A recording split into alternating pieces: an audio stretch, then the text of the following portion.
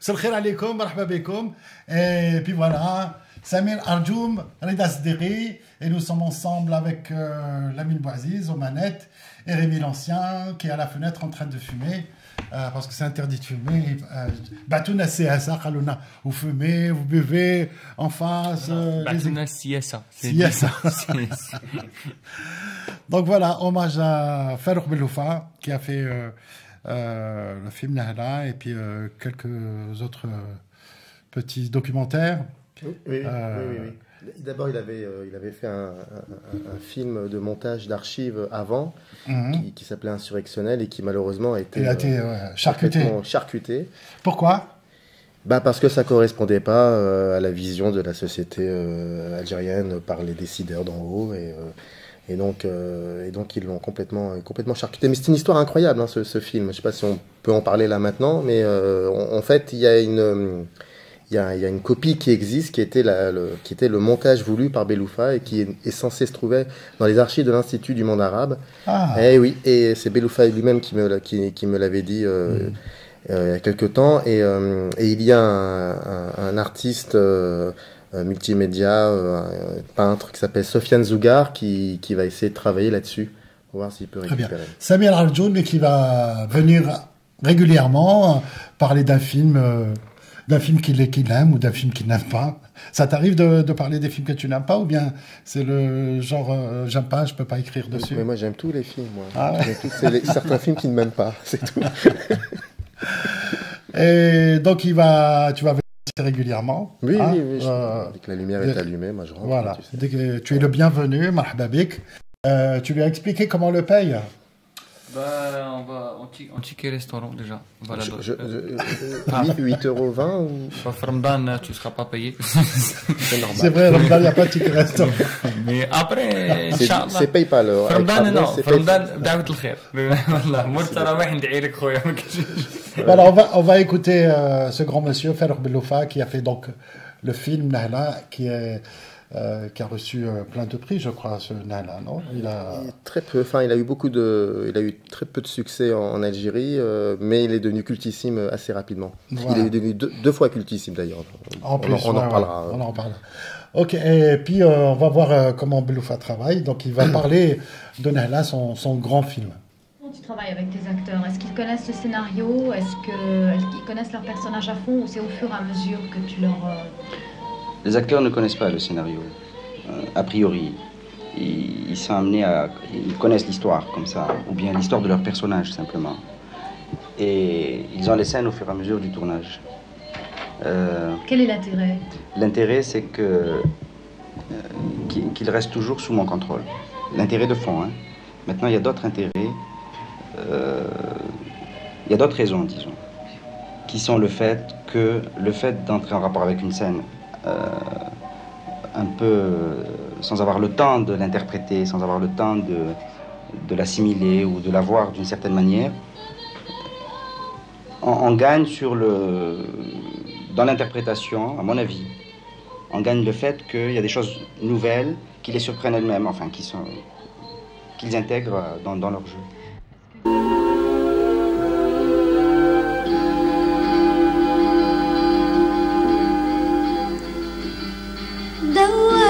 أيام الشتي ودورت وقت التلج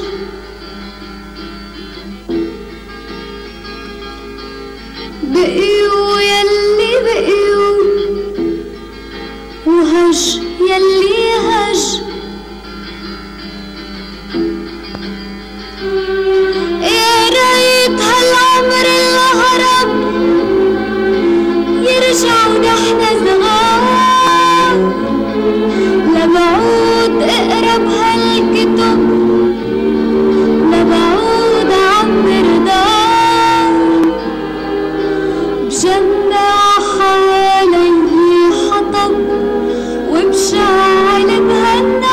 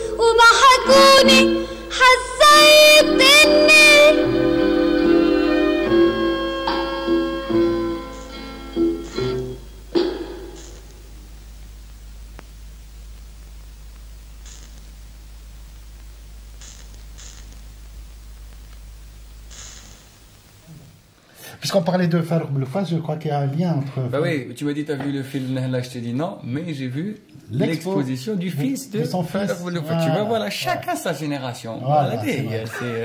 Ça veut dire quoi? C'est-à-dire que moi je suis vieux et tout. Bah ouais, moi... Non, il parle de moi, là. Ah, Ouais, tu connais pas encore. D'accord, ok. Samir, Samir. vous avez la même coupe de cheveux. là. Parce que toi, tes cheveux, Non, non, mais on peut faire un roman là-dessus. Hein. non, ce que je veux dire, c'est que. Bref. Alors, c'était comment l'expo du fils de Beloufa, Naïl Beloufa? Franchement, enfin, après, C'est au Palais de Tokyo, c'est ouais, ça? c'est au Palais de Tokyo. D'ailleurs, Ouais. il reste. En fait, je pense qu'il reste que demain. Demain, le dernier jour. Ouais, Ouais. parce que mercredi, jeudi, vendredi. Ouais, donc c'est demain ou après-demain le dernier jour. Et du coup, en fait, on a parlé énormément de Farouk et je me rends compte, en fait, son fils, il lui ressemble beaucoup aussi, parce que c'est un fou aussi, enfin, c'est vraiment une exposition incroyable qui s'appelle L'ennemi de mon ennemi, et en fait, qui traite globalement de parfois les absurdités qu'on peut avoir dans le jugement par rapport à certaines informations, certains points de vue, certaines idéologies. C'est comme on disait la dernière fois, Marine Le Pen, c'est l'ennemi, on va dire, des immigrés en France, mais dès qu'elle a dénoncé les attaques en Syrie, il y a tous les Arabes de France qui étaient trop contents. Ouais, madame, je te kiffe. Et du coup, donc en fait, ça traite un peu de tout ça. C'est une exposition d'ailleurs qui bouge tout le temps. Il y a des robots en fait qui se déplacent. Donc en gros, l'œuvre qu'on voit au début et à la sortie, c'est pas la même. Donc en gros, donc ça tourne dans tous les sens. Et franchement, je me dis que heureusement qu'il est en France. Il y a des gens qui comprennent ce qu'il fait parce que Nail apparemment il est considéré comme l'un des génies qui a sorti l'école des beaux-arts ces dernières années. Vraiment, il est très précoce et je me dis ouais, heureusement, je pense que s'il je crois que ça aurait été chaud, les gars. Parce que, Pourquoi il y a des gens qui sont sortis d'Algérie qui sont... Ouais, mais je pense que là, Ils sont en Algérie, on l'aurait vraiment pas compris parce que Est-ce qu'il parle d'Algérie dans son expo? oui, il y a des moments où il parle pas de l'Algérie directement, mais il parle de la burqa. Et en fait, donc en gros, de la burqa dans tous les sens. Et en fait, il a utilisé des affiches pour les élections communales. Ouais. Je crois, c'était ça, où Ouais. on voyait en fait donc ceux qui se présentaient, donc la photo des hommes, mais les femmes, c'était juste des petits dessins de femmes sans visage avec un hijab autour. Tu vois, et du coup, donc en gros, donc il a utilisé ça pour parler de la notion du voile, comment c'était vu, comment ça pouvait apporter, on va dire, comment c'était utilisé parfois comme on va dire un argument politique par certaines nations. C'est vrai que le voile, c'est pas du tout la même vision en France, en Algérie. En Algérie, une femme qui porte pas le voile, elle est libre. En France, une femme qui porte le voile, elle est libre. Tu vois, donc il y a énormément de... Oui, mais c'est ça qui est intéressant dans l'exposition, c'est que Nail, il donne pas du tout son avis et en fait juste il présente les choses comme ça. Parce que on peut voir une installation, on se dit bon, une femme qui ici en France on interdit le hijab par exemple. Une nana qui se dit j'en ai rien à foutre, je le mets. Donc on se dit ah tiens, ça peut être un signe de liberté. Mais en Algérie, un pays où globalement la société impose le hijab. Donc une nana qui dit je le mets pas. Là, on peut voir un signe de liberté. Donc en gros, déjà là, on peut avoir plusieurs prismes. Et c'est dans ça où c'est intéressant. Qu'est-ce que tu voulais dire? Tu voulais intervenir par rapport à ce que Oui, tu non, dis? par rapport à la force poétique de certaines œuvres artistiques qu'on trouve aussi en Algérie. Il y a beaucoup d'artistes, beaucoup de créateurs qui font un travail aussi remarquable que celui de Nail. Enfin, ça existe. Voilà, je veux dire, Oui, bien sûr. Ah bah oui, ça clairement. existe clairement. Mais et d'ailleurs, c'est très intéressant. Mais il est fou. Hein. Moi, j'ai passé vraiment 3 heures. Il y en a des fous là-bas aussi. Oui. C'est pas les mêmes. Ils s'insultent. T'as vu la revue de presse? Même ça, c'est de l'art. Mais demain, c'est... Bof. Tu verras. Tu verras. On en Donc parlera. c'est demain et après-demain encore au Palais de Tokyo. Ouais, vraiment, c'est à voir. L'ennemi de mon ennemi, Naïl Beloufa. Voilà, ça c'était Farouk Beloufa qui parlait des acteurs. Des acteurs, le rôle des acteurs, etc. Et tout. Et puis tout à l'heure, il va parler de Nala. Et donc Farouk Beloufa a disparu il y a quelques semaines de ça. Et je voulais savoir pourquoi tu l'as bien connu un peu, tu l'as côtoyé. Samir Arjoum. Merci, monsieur Alelou. Je l'ai côtoyé à partir de 2009-2010, où il était venu à Béjaïa pour présenter les rencontres cinématographiques de Béjaïa en 2009. Ils l'ont invité pour qu'il vienne présenter Nehla. Ouais. Et il faut savoir, c'est que ça faisait 15-20 ans qu'on n'avait pas, enfin on savait pas ce qu'il devenait. Il y avait toute une nouvelle génération comme ça de cinéphiles qui sont devenus plus tard des cinéastes confirmés, tels que Hassan Fellani, Sofia Djerma, etc. Et donc il y en avait certains d'entre eux comme ça qui étaient venus en 2009 aux rencontres. Et surtout, on voulait savoir, enfin, on était impatients de voir. On savait même pas à quoi il ressemblait. Ouais. Et on avait entendu parler de ce film, qui était extrêmement cultissime. Et donc, on le voit arriver dans sa gabardine beige, et déjà, on est très surpris. Oui, c'est Bello. Oui, c'est lui. Et donc, c'est là qu'on a découvert, lui. Et ensuite, il y a eu la projection donc de son film le dernier soir des rencontres. Et figure-toi que la copie que nous avons vue, c'était la copie de travail. Ah. Et il faut savoir que Nehla ne dure pas 3h30, et nous avons 3h30 de travail. Ouais. C'est-à-dire que l'Ashkoumoun, il traîne l'Ashkoumoun, comme c'était très, très particulier. Donc on a découvert Nehla, je trouve que c'est vraiment à l'image de Farouk Belloufa, ce rendez-vous manqué. Et c'est plus tard, quelques mois après, qu'on a redécouvert la véritable copie qui était sur Internet. Et c'est là que ça a commencé. Il y a quelque chose qui s'est commencé. Il y a pas mal d'Algériens, d'Algériennes qui ont vu ce film, qui ont été extrêmement inspirés. Et qui ensuite, je pense par exemple, tu connais très bien Sofia Djerma. Qui a rendu hommage dans son film Les Bienheureux, oui. Une des plus belles séquences du film. Ouais. Donc ça veut dire ce que ça veut dire en fait. Donc oui, je l'ai côtoyé à partir de là parce que je suis allé le voir pour lui demander un entretien. C'était en janvier 2010. Et c'est à partir de là qu'on se voyait de temps en temps pour parler de cinéma. Surtout, c'était vraiment pour parler de cinéma. C'est-à-dire qu'on parlait de films et de choses et d'autres. Pourquoi il a quitté l'Algérie? C'est dans quelles circonstances? Je veux dire, il a quitté plusieurs fois l'Algérie, c'est ça. Ouais. Mais il y a eu un moment, il n'arrivait plus à concrétiser ses projets. Et je pense qu'à un moment, ce que représentait l'Algérie, ce qu'était devenu l'Algérie, ne correspondait plus à sa façon de voir la vie. Et puis donc il est parti, et il a eu son garçon que vous connaissez, Naïl Belloufa.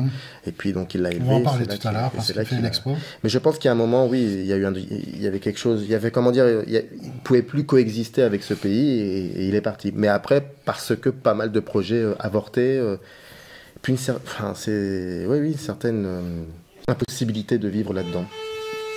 Il y a quelqu'un qui sonne depuis tout à l'heure. Je crois qu'il est coincé. Donc c'est pas nous, Hassan. Et moi j'ai rencontré Farouk Belloufa il y a à peu près 4-5 ans à peu près. Et il était dans un état pas bien. J'ai pas envie de parler dans quel état il était, mais vraiment pas bien, vraiment. Et je me dis, moi, le jour où on m'a présenté, on m'a dit c'est Farouk Belloufa. Pour moi, c'était quelqu'un de. Mais toi, tu l'avais vu, Nehla, à l'époque, quand il était sorti? Oui, bien sûr, je l'avais vu, oui, bien sûr. C'était comment tu l'as reçu, comment... Je me souviens pas, mais je me souviens de la chanson de Majda Roumi qui était dans ma tête tout le temps, etc. et tout. Et ce cinéma-là, en même temps, c'est du documentaire, du reportage. C'est un mélange des genres incroyable pendant la guerre fratricide entre Libanais, quoi. Et il y avait une radio, je crois, et il allait. Voilà, je me souviens de quelques bribes. Je l'ai plus jamais revu. Merci de m'avoir ramené, hein. On va le revoir avec plaisir. Édité par les Mutins de Tanger, ça, je pense qu'il faut. Les Mutins de Tanger. Pangy. Pangy, ouais, d'accord. Qui font pas mal de choses. Et donc, après, à la fin de l'émission, on va diffuser le film Nehla. Voilà, entièrement. Et sans censure, sans rien. C'est directement ça, hein, d'accord? C'est Director's Cut. Voilà.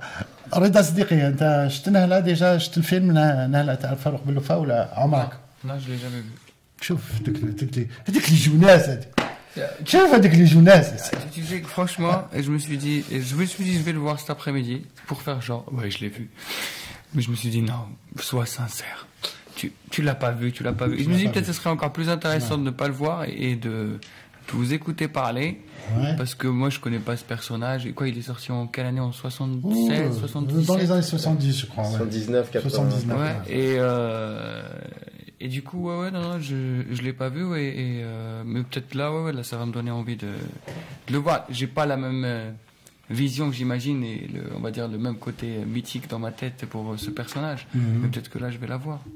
Samir, il va me donner envie, là. Je sais pas si on peut parler de mythe. Enfin, je pense pas que ça soit mythique. C'est simplement que c'était.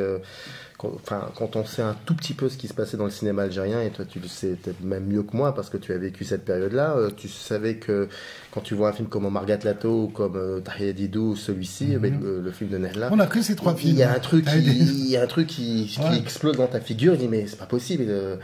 Voilà, c'est plus la pluie de révolution agraire, il y a plus de films sur le colonialisme, il y a plus de films sur la guerre. Il y a nous, quoi. Il y a notre quotidien. C'est le miroir, quoi. Le clandestin. Non, mais ce qui est incroyable, c'est qu'il a fait un film.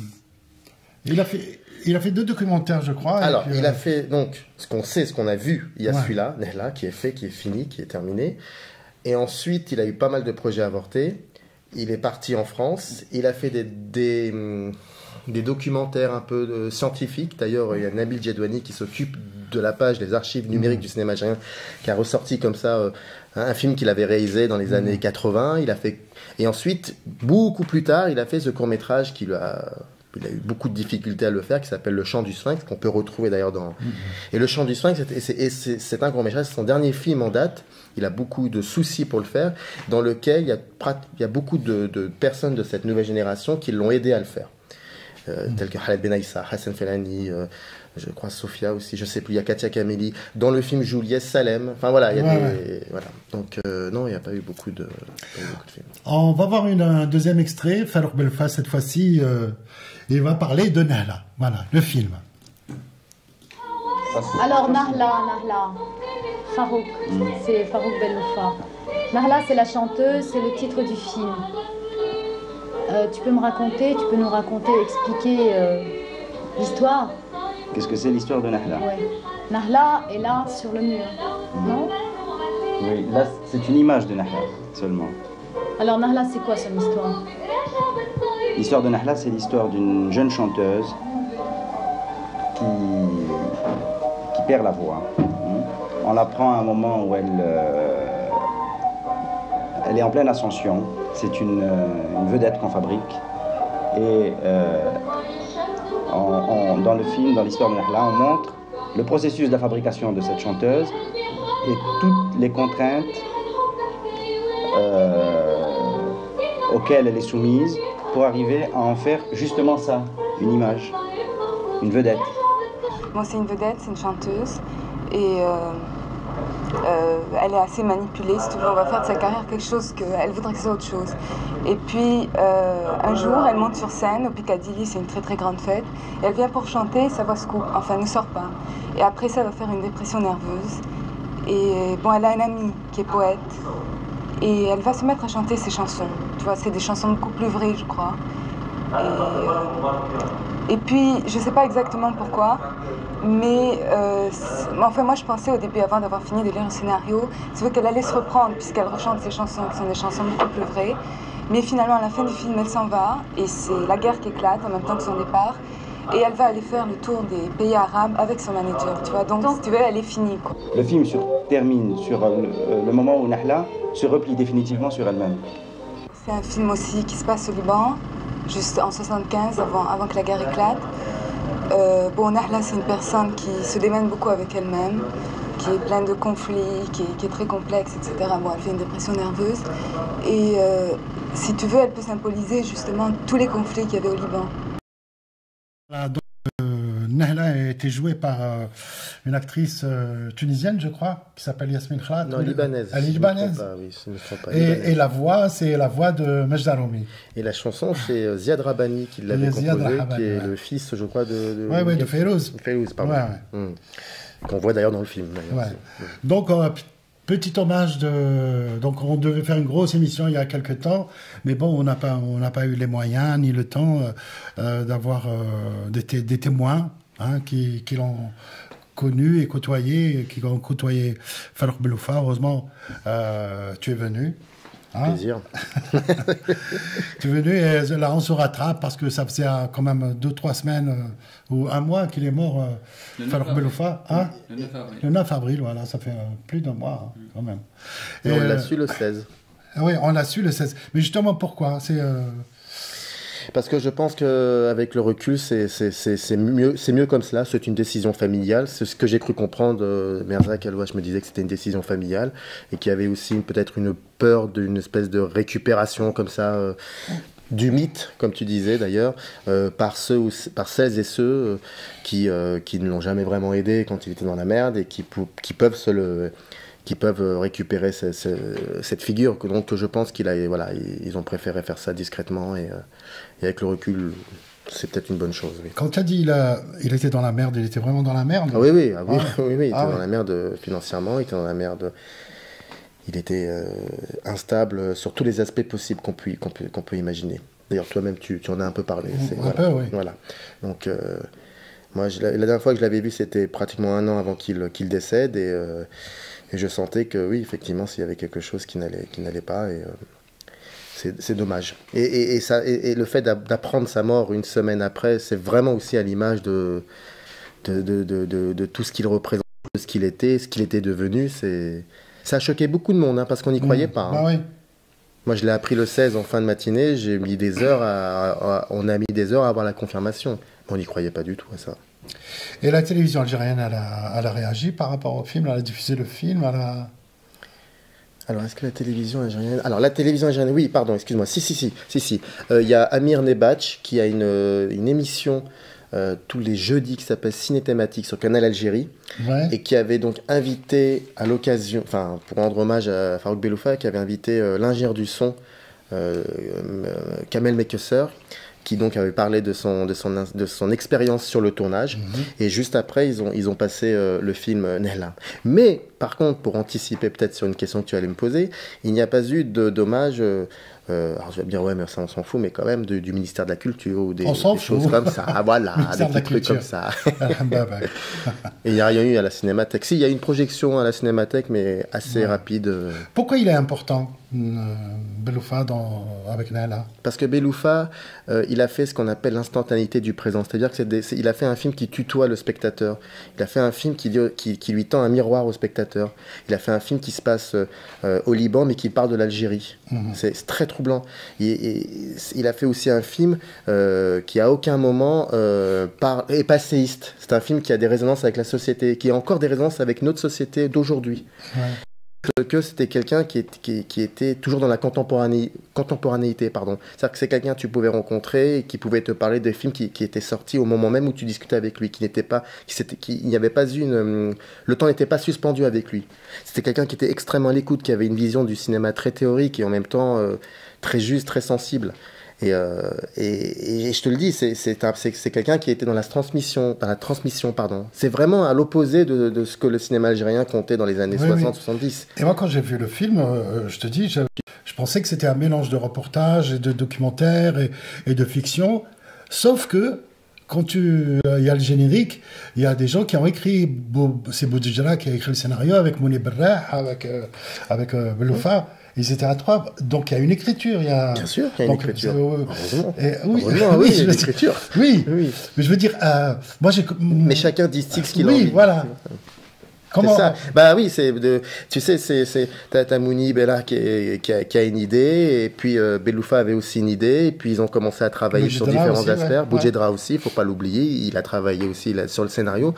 Et après, il se passe quelque chose d'extraordinaire, c'est que il part au Liban, il va y rester le temps du tournage, donc il n'est plus en Algérie, il est au Liban, donc il est loin de tout ce qui pourrait peut-être l'empêcher de tourner librement.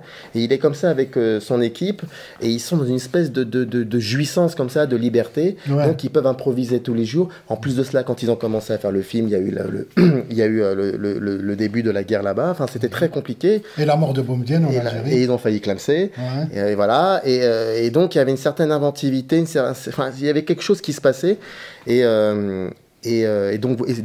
tout ça pour cela qui fait que ça reste quelqu'un de très impressionnant. Est-ce que c'est un film qui va rester? Oui. Bah regarde, il a été fait en 79.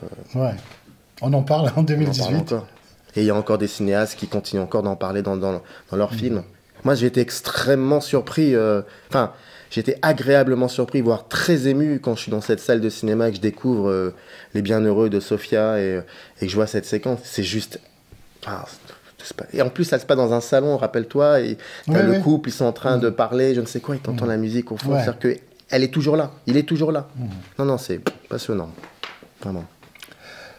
Eh ben, Samir Arjoun, merci beaucoup de nous avoir aidé au moins d'avoir rendu hommage à ce monsieur, Farouk Belloufa, qui a donc fait ce film, Nahla, qu'on va diffuser tout à l'heure après l'émission. Voilà, on va passer une petite chanson. On va passer une chanson, je crois, monsieur. Oui. Hein? Celle du film. Celle du film, évidemment. Allez. Hommage à Farouk Belloufa. Et justement, juste une petite dernière question avant qu'on passe à la revue de presse. Nahla, c'était pas un film populaire qui m'a remarqué. On a parlé de La Clandestin, l'Inspecteur Tahar. Il est passé discrètement. Est-ce que tu penses qu'il va renaître un peu? Les Algériens vont s'intéresser à ce film? Bah, en dehors des cinéastes, hein.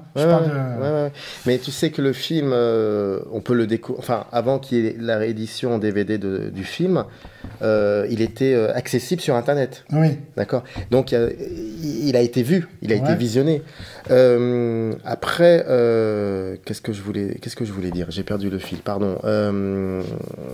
Oui, donc il a été découvert sur Internet. J'ai perdu le fil, c'est terrible. Est-ce que le film a eu un succès populaire? Non, pas populaire. Il n'a pas été populaire. Est-ce qu'il a été compris par les gens? Parce que ce qu'on disait, c'est parfois quelque chose qui... Enfin, on a cette éducation. Tout le monde te dit, et en fait, est-ce que peut-être ce film sortait aussi un peu de ce qu'on avait l'habitude de voir globalement tout le temps?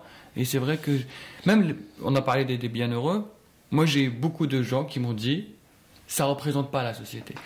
Et moi je leur dis, mais les gars, ça représente une société qui existe. Je veux dire, ces gens-là existent. Donc pourquoi on n'aurait pas le droit de parler d'eux? Alors, Nahla, déjà, quand on parle de Nahla, on parle d'une certaine Algérie que nous ne connaissons plus, à savoir les années 70. Donc, à savoir qu'il y a une industrie de cinéma en Algérie. C'est-à-dire qu'il y a des salles de cinéma, 400 et quelques. Quand tu vas au cinéma, tu prends un ticket. Ce ticket permet de financer les films. Il y a une culture de la production, de la distribution, etc. etc. Aujourd'hui, il n'y a plus ça. Si, il y a les séries. Il y a tout le temps des séries. Alors, non, mais... Si. Non, mais... Attends, je vais te dire... Mais j'allais venir à ça, en fait. Mais financé par Mobilis. J'allais y venir à ça. Les séries, c'est Ould Abbas, Ali Haddad... Bah oui, c'est ce que je dis. Bah oui. Mais ça, ça, c'est de la télé-réalité, ça. Oui, ils sont sur Internet, et c'est ça que les Algériens suivent. Oui, mais tu voulais parler. Alors, pardon, non, mais je t'en prie. C'était une blague. Hein. Mais il faut, hein, c'est important, sinon on va s'emmerder. Donc, non. Et donc là aujourd'hui, quand tu parles des bienheureux, on est dans une autre Algérie qui est totalement différente, où il n'y a plus tout ça. Donc moi je comprends parfaitement quand quelqu'un... Enfin, c'est vrai que c'est compliqué quand quelqu'un arrive et te dit oui, mais ça c'est pas l'Algérie. Bah le mec, c'est normal, parce qu'il n'a pas vu... Il n'y a pas 15, 20, 25 films algériens qui sortent par an. Donc il peut pas... tu vois, il y en a que 2 ou 3. Oui, il y a 2 ou 3. Donc avec ces 2 ou 3... il se retrouve pas peut-être dans ces 2 ou 3 et ça va commencer à lui prendre la tête et donc il va te dire ça n'est pas un film, c'est pas un film algérien, c'est un film français déjà. Si tu avais une palette comme ça, voilà. Tu peux commencer à dire bon oui mais bon il y a ça.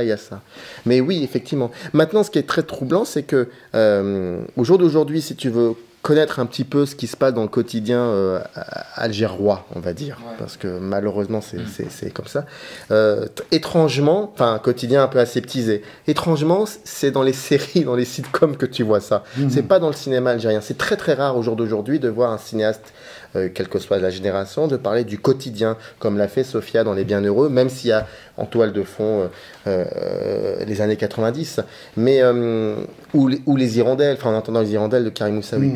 Après voilà, c'est ça, c'est à partir du moment où tu n'as que 1 voire 2 films par an, mais vraiment, hein, c'est exactement ce qui se passe au jour d'aujourd'hui.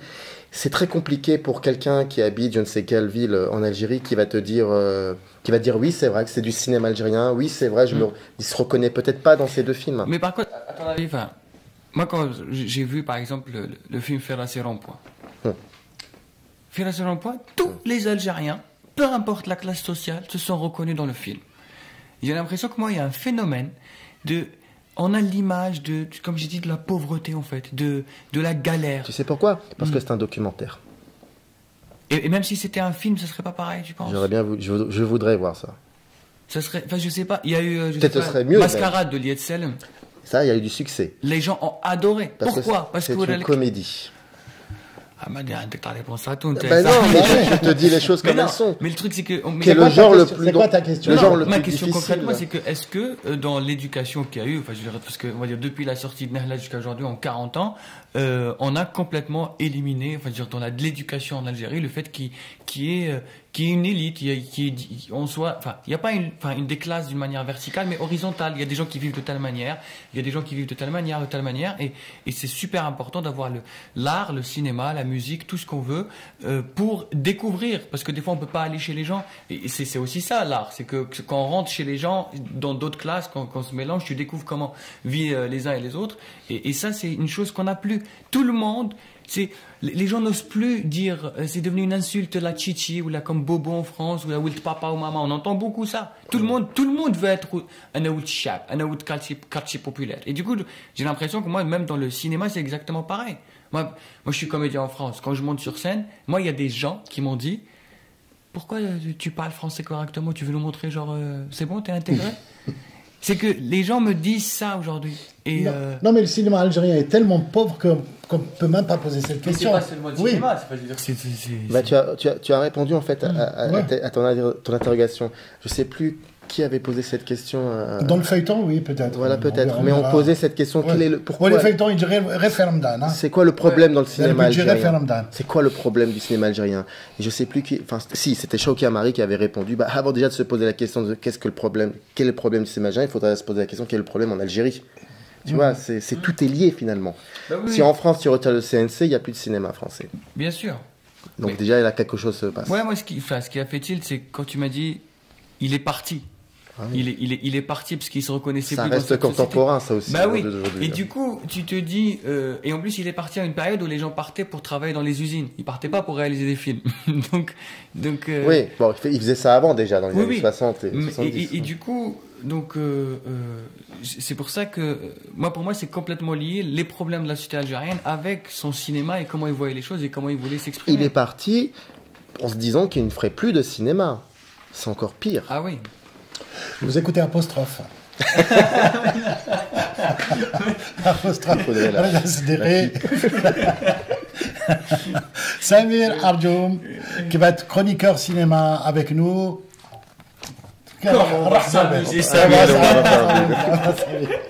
Voilà, maintenant il est gentil en ce moment, tu vois. Je suis gentil, moi. Voilà. Non, je te parle de Reda. À un moment donné, tu vas voir, quand il va s'habituer à toi. C'est bien. Il faut. On finit avec quoi, Lamine? On finit avec... Quoi? Oui, lundi prochain, on rend un hommage à Rimiti. Voilà. Il y aura Cheikh Rabia, Khaled Glaili, voilà, on va faire dans les routes pour hommage à... J'espère que tu seras là. Là, je hommage à Rimiti. نبغي هاد الصوالح. أنا نبغي l'art contemporain, mais نبغي زدق. كيف. Voilà, avec Cheikh Rabia qui va nous raconter un peu Rimiti, etc. Donc, merci beaucoup. Et on vous laisse. Merci Lamine, merci Méry l'Ancien. Merci Fouzia, merci Samir, merci Lalo. Voilà. Ciao. Vous allez mettre le site sur oui, ça y est, voilà. Parfait, merci beaucoup à vous en tous les cas de m'avoir reçu. Et on vous quitte avec un petit extrait du spectacle de Monsieur Reda Siddiqui, qui maintenant il a reçu les prix, je te dis pas. Allez. Salut, ciao.